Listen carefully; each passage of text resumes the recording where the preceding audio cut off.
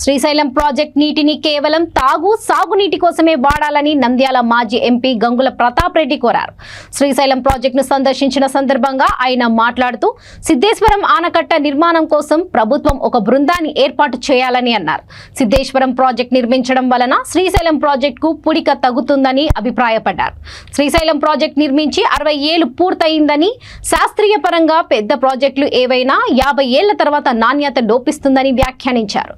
ప్రభుత్వం ఏర్పాటు చేసిన బృందంతో కలిసి తాను తెలంగాణ ముఖ్యమంత్రి కేసీఆర్ ని కలిసి బ్రిడ్జ్ కమ్ బ్యారేజ్ నిర్మాణం గురించి చర్చిస్తామని తెలిపారు. ఏపీలో కేవలం 2 పార్టీలు మాత్రమే ఉన్నాయని, ఆ పార్టీల వారు ఎవరు టికెట్ ఇచ్చినా నంద్యాల పార్లమెంట్ అభ్యర్థిగా పోటీ చేస్తానని స్పష్టం చేశారు. ఎవరు టికెట్ ఇవ్వకపోతే స్వతంత్ర అభ్యర్థిగా నంద్యాల లేదా ఆలగడ్డ నుంచి స్వతంత్ర అభ్యర్థిగా అసెంబ్లీకి పోటీ చేస్తానని అన్నారు.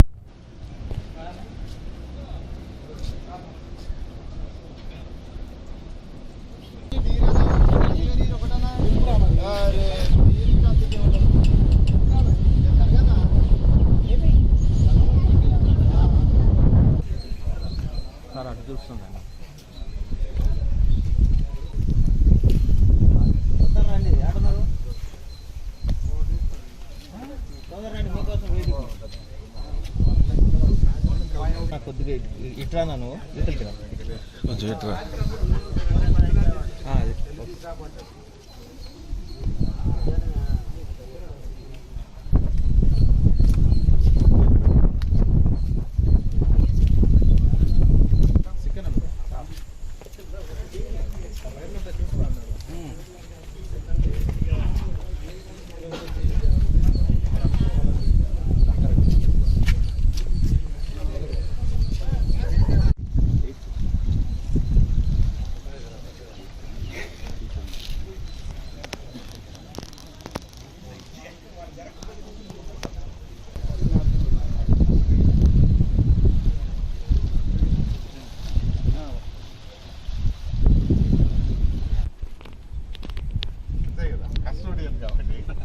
అంటే అథెంటిక్ మనం ఉంటుంది, ఏదో దొంగగా పోయి తీసుకొచ్చుకున్నారని లేకుండా